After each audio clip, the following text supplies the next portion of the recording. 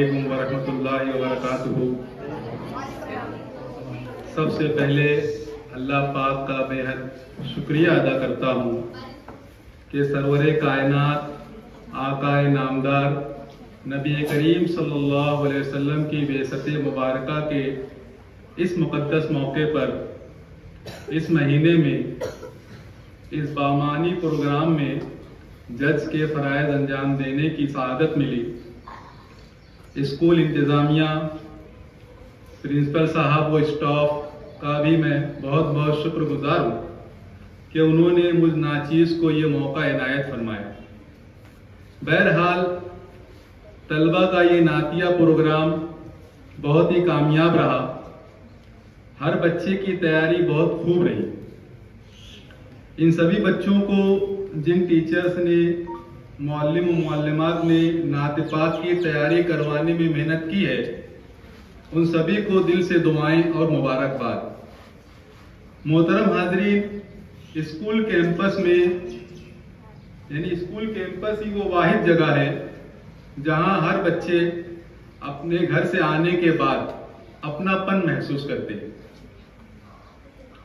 یہی وہ جگہ ہوتی ہے جہاں پر بچے اپنے اساتذہ سے تعلیم کے ساتھ ساتھ دیگر فنون کو بھی سیکھتے ہیں۔ ماہر اساتذہ کی نگرانی میں ثقافتی پروگرام میں بھی حصہ لیتے ہیں۔ آج اس نعتیہ پروگرام کا حصہ بن کر میں اپنے آپ کو بہت خوش نصیب محسوس کر رہا ہوں۔ بچوں نے نبی کریم صلی اللہ علیہ وسلم کی ذات اقدس میں ڈوب کر بہت ہی دل چھو لینے والے انداز میں نعتیہ کلام پیش کیا۔ ہر نعتیہ کلام کی اپنی ایک اہمیت ہوتی ہے۔ معزز اساتذہ کرام، یہ سچ ہے کہ ایسے نعتیہ پروگرام کا نظم کرتے رہنا چاہیے۔ اس سے بچوں میں سرکار دو عالم سے سچی و بہت پکی محبت پیدا ہوگی، اور بچوں کے ساتھ ساتھ ایسی مبارک محفل کا حصہ بننے والے ہم سب کے دل عشق رسول سے ہمیشہ سرسار رہیں گے۔ جو بچے اول، دوم، سوم پوزیشن پر آئے ہیں ان کو دل سے مبارکباد پیش کرتا ہوں، اور باقی کے بچوں نے بھی بہترین پرفارمنس دیا تھا، اس کی بھی دل سے ستائش کرتا ہوں۔ اللہ غفور رحیم ہم سبھی کہنے سننے سے زیادہ عمل کی توفیق عطا فرمائے، آمین یا رب العالمین۔ سیرت رسول اللہ صلی اللہ علیہ وسلم اور عید میلاد النبی صلی اللہ علیہ وسلم کے موقع سے جو یہ نعت کا پروگرام لیا گیا، تو میں آپ لوگوں کو حضور پاک صلی اللہ علیہ وسلم کی سیرت پاک کے بارے میں چند الفاظ۔ رسول اللہ صلی اللہ علیہ وسلم بہت خوش مثال مزاج تھے۔ آپ صلی اللہ علیہ وسلم کے چہرے پر ہمیشہ ایک تبسم کی کیفیت رہتی تھی۔ آپ کا چہرہ ہمیشہ شگفتہ رہتا تھا۔ آپ کبھی کسی کا دل نہ دکھاتے تھے۔ ہمیشہ بہت ہی باوقار، نرمی اور محبت سے گفتگو کرتے تھے۔ حضرت انس رضی اللہ تعالیٰ عنہ فرماتے ہیں کہ میں 10 سال تک رسول اللہ صلی اللہ علیہ وسلم کی خدمت کی، لیکن حضور صلی اللہ علیہ وسلم نے مجھے کبھی اف تک نہ کہا۔ اف کرنا بھی، ماں باپ کو بھی اف نہیں کرنا چاہیے، کبھی بھی اف نہیں کرنا چاہیے۔ آپ لوگ اسکول آتے ہیں، ہے نا، ہمیں ماں باپ کو یقین دلانا چاہیے کہ ہم آپ کی مرضی کے، آپ کی چاہت کے مطابق ہی، آپ جیسا چاہیں گے ویسا ہی کام کریں گے۔ کبھی کچھ کیا تو یہ نہیں پوچھا کہ کیوں کیا، کبھی کچھ نہ کیا تو یہ نہیں پوچھا کہ تم نے یہ کام کیوں نہ کیا۔ آپ بہت شیریں اور نرم مزاج انسان تھے۔ آپ اپنے ساتھیوں سے ہلکا پھلکا مذاق بھی کر لیا کرتے تھے، مگر آپ کے مذاق میں بھی کبھی جھوٹ شامل نہ ہوتا تھا۔ آپ صلی اللہ علیہ وسلم کبھی جھوٹ نہیں بولتے تھے۔ آگے بات آئے گی۔ ایک بار ایک بوڑھی عورت آئی اور پیارے نبی صلی اللہ علیہ وسلم سے کہنے لگی، دعا کیجئے میں جنت میں جاؤں۔ آپ سب کو جانا ہے نا جنت میں، انشاءاللہ۔ پیارے نبی صلی اللہ علیہ وسلم نے فرمایا، کوئی بوڑھی عورت جنت میں داخل نہ ہو سکے گی، کوئی بوڑھی عورت جنت میں داخل نہ ہو سکے گی۔ یہ سن کر وہ عورت رونے لگی۔ بوڑھی عورتیں بھی جنت میں جوان ہو کر داخل ہوں گی۔ بوڑھی عورتیں، ہاں، یہ سن کر وہ عورت ہنس پڑی۔ ایک بار ایک آدمی نے پیارے نبی صلی اللہ علیہ وسلم سے اونٹ مانگا۔ پیارے نبی صلی اللہ علیہ وسلم نے فرمایا میں تجھے اونٹنی کا بچہ دوں گا۔ وہ آدمی بولا اے اللہ کے رسول میں اونٹنی کا بچہ لے کر کیا کروں گا؟ پیارے نبی صلی اللہ علیہ وسلم نے مسکراتے ہوئے فرمایا اونٹ تو اونٹنی کا بچہ ہی ہوتا ہے۔ وہ آدمی پیارے نبی صلی اللہ علیہ وسلم کی اس گفتہ مجاز سے لطف اندوز ہوا۔ خود قرآن مجید میں اللہ نے آپ کے مجاز کے بارے میں فرمایا کہ اللہ کی آپ پر خاصی رحمت ہے کہ آپ نرم مجاز ہیں، اگر آپ تند و مجاز اور سخت دل ہوتے تو لوگ آپ سے دور ہو جاتے۔ پیارے نبی صلی اللہ علیہ وسلم نے فرمایا کہ نرمی خیری لاتی ہے۔ پیارے نبی کے مجاز کا اثر تھا کہ سخت دل اور سخت مجاز لوگ بھی آپ سے قریب ہو جاتے اور آپ سے محبت کرنے لگتے۔ صادق اور امین، سر وقت ہے نا 5 منٹ۔ پیارے نبی صلی اللہ علیہ وسلم ہمیشہ سچ بولتے۔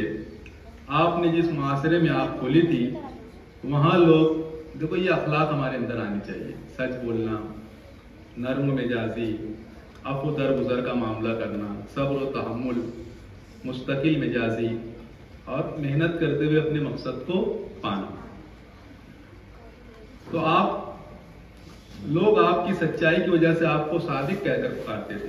جب آپ نے اللہ کو حکم دیا کہ آپ اپنی قوم کو اللہ کے دین کی دعوت دیں تو ایک دن آپ نے کوہ صفا پر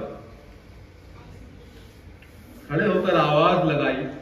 جب سب لوگ جمع ہو گئے تو آپ نے ان سے پوچھا تم لوگ مجھے جھوٹا سمجھتے ہو یا سچا؟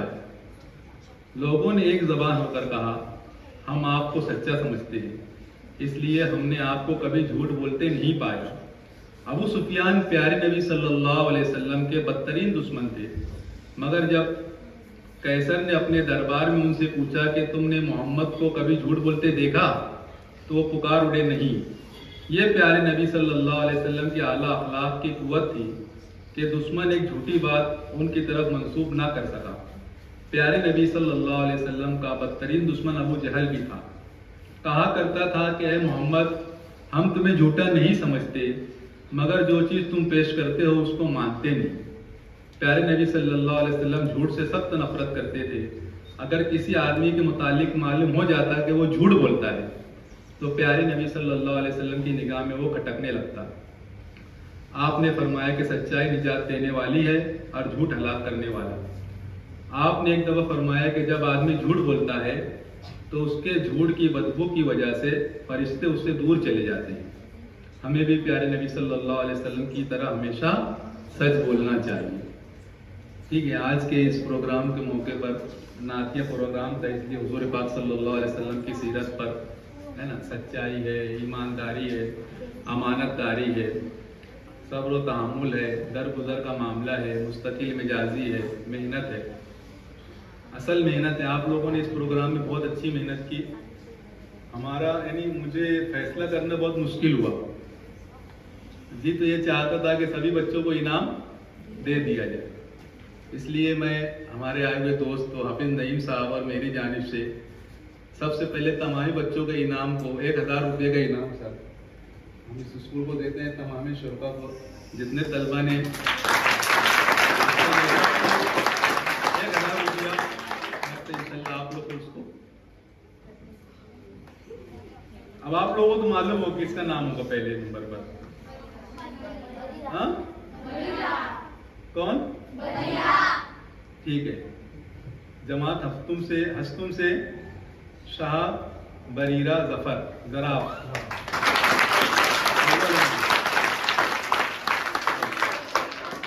9 سے نمون جماعت سے وہی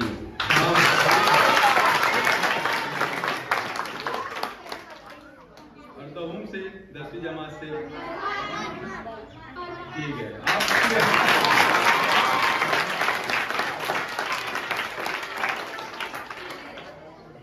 ہستم سے شاہ بریرہ ذراف، نوم سے شاہ مصدق مجاہد اور دوم کلاس سے شیخ فرمان کلیم الدین۔